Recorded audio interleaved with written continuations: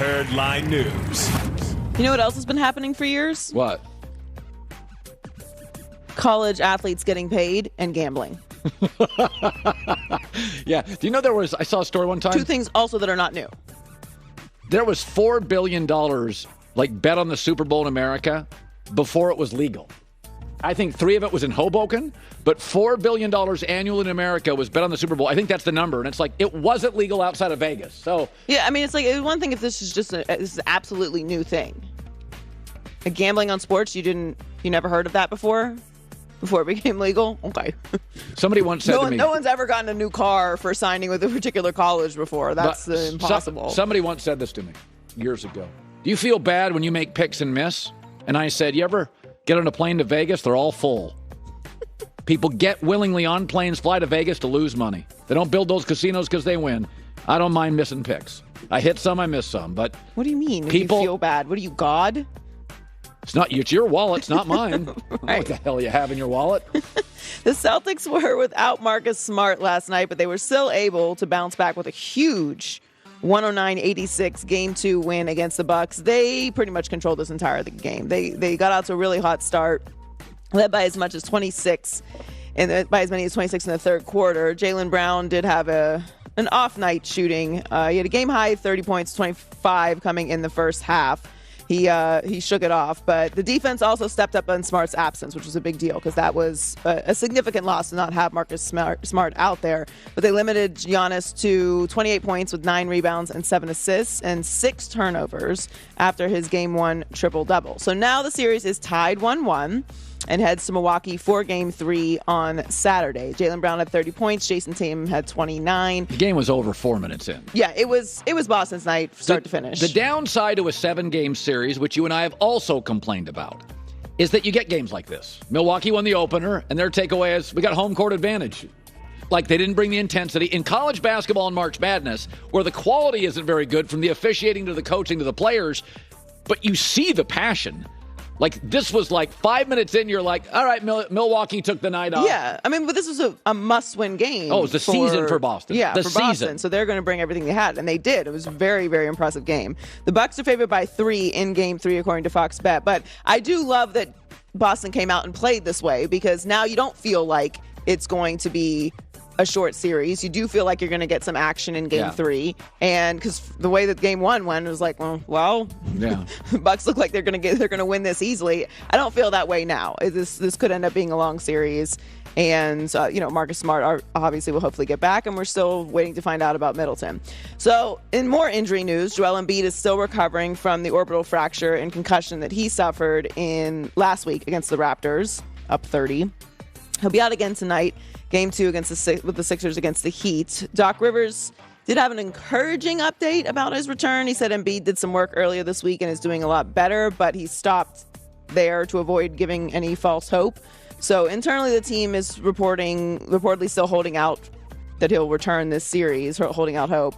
And it could be as early as Game 3. So that report is still obviously in play that he would be back for Games 3 or 4. But the Heat really ran Game 1, and it did not look like they had anything outside of Joel Embiid being out there. James Harden adding 16 points, 9 rebounds, and 5 turnovers is not going to get it done against the number 1 team in the East. I still give Philadelphia a shot, though. I do. Oh, I mean, of course you still have a shot. Like, and if Joel Embiid comes back... Oh, I like their players a lot. I do, too. But are they a complete team, and do they have the scoring power that they need without Joel Embiid? Is James Harden going to be aggressive? Does he even have the capability of doing that? All fair. I feel like Miami's ceiling is lower, but I kind of know what I get every night. Good bench, good defense. You get every night. Every night. They're very well coached. Oh, Spoelstra, I think, is the best coach in the league. Very consistent, and they have shooters. Yeah. So that's like Tyler Hero just won 6th Man of the Year. Congratulations, by the way. If he comes off and has a night like he did in Game 1, and you don't have Joel Embiid out there. I know, yeah. Someone else has to step up. So Game 2 is tonight at 7:30 Eastern. The Heat are favored by 8, according to Fox Bet. And Mavs-Suns Game 2 is tonight at 10 Eastern. Suns are favored by 6, according to Fox Bet. So the Lakers, they are not in the postseason, but they are looking for their next head coach. And in true Lakers fashion, why would we go outside of the family to help find a new coach? So Phil Jackson is reportedly significantly involved in the organization's search committee. He was also consulted before the team hired Frank Vogel in 2019. Now, surfacely, you would say, oh, well, it's Phil Jackson. I mean, what a better voice to get, advice on hiring a coach than Phil Jackson. Except for Phil Jackson is not really involved with the NBA at this point.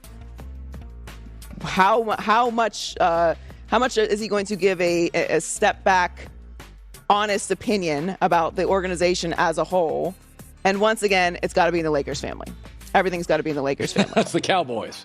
Cowboys with the basketball. I mean, look, they're both well run from the business branding side of things. They're huge brands. Huge brands. And operationally, the Lakers and Cowboys are brilliantly run. So operationally. Let's just take that out. Let's take out the operation side, the business side. The business side of it. Let's get into the hoop and football side. Well, the Cowboys have won three playoff games in 25 years. God, that's incredible. So at the very least, the Lakers have championships. Yes. And had one 2 years ago. They just fired the coach that won a championship 2 years ago. They have had 6 coaches since Phil Jackson left in 2011, which is astonishing. Yeah. And God, that's crazy. I mean, the candidates right now, Quinn Snyder, Nick Nurse, Mark Jackson, Darvin Ham, who's an assistant with the Bucks, and Juwan Howard. I don't think Juwan Howard is taking it. I don't know why Nick Nurse would ever get involved in that other than the fact that it's the Lakers brands. But you better get a long contract because you're probably not going to get an extension. And right. once things go sour, they're going to fire you. So I don't know. I don't even know what to make of the story. It's not surprising. But, once again, everything has to be within the Lakers family. You continue to do the same thing and expect a different result. And I don't know what that is except for crazy. Yeah. Joy with the news. AA said yesterday, we are setting up a task force to punish schools who do not have their donors under control with this NIL. So the NCAA is upset, and I've defended the NCAA a lot on this show. They're upset that NIL is out of control. Yeah, it's out of control because the NCAA has lousy leadership. Part of owning a business or running a bureaucracy is being able to, it's a term used in business, see around corners. Potential problems and landmines.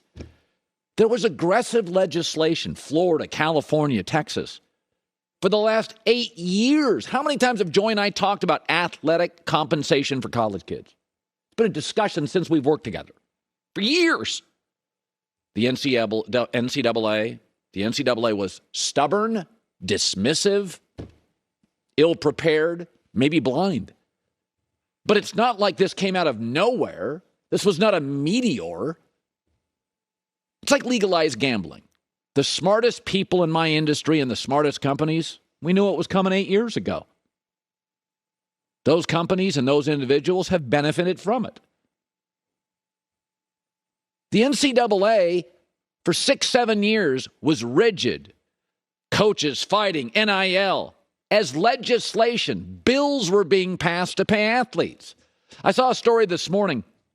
Sports Illustrated spoke to more than 24 college stakeholders over the past 6 months for a wide-ranging story that revealed unregulated, high-priced bidding wars for college football and men's basketball players. The NIL has paved a way for boosters to get involved striking deals with athletes.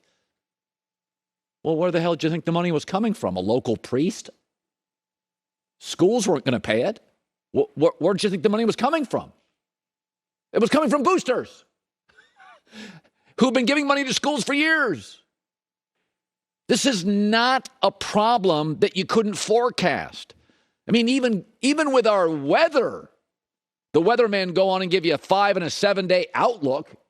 They can see stuff out in the Pacific. Yeah, this is going to be rain in 6 days.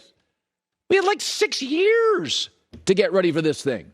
And now we are setting up a task force. Be very careful who you punish here. Like the Miami Hurricanes are right in their bullseye because they have a very powerful lawyer and he's striking a deal. And everybody's like, oh, go get Miami. No, I think Miami's a little ahead of the curve, actually. I read the story on Mr. Ruiz, the attorney who owns a cigar boat company and another app that's very lucrative. And I read what the Miami Hurricanes and Mr. Ruiz are doing. And I'm like, I don't know. Seems like that's the way you should do it. It's like a real business. It's like a real business. Kids are on a payroll. They want to punish Miami? I don't know if I'd punish Miami. I wish everybody was as slick as Miami. USC's not as slick as Miami. UCLA around the corner is not as slick as Miami. Miami seems to have their act together. They got kids on the payroll. But I have very little sympathy when you can see stuff coming for years and then you're like, whoa, this is out of control. Folks, like legalized gambling and college athletes getting paid. We've been talking about it for a decade. We knew it was coming 7 years ago. You could smell it 6 years ago. And then it drops and you're shocked? Joey and I have been on this now for years. College football is like a $7 billion annual business, and it has no CEO. We were on this for 2 years. It's like, this is a you problem. Don't blame Miami's boosters and Texas's boosters and Bama's boosters and USC's boosters. This is a you problem. These are businessmen. These are entrepreneurs.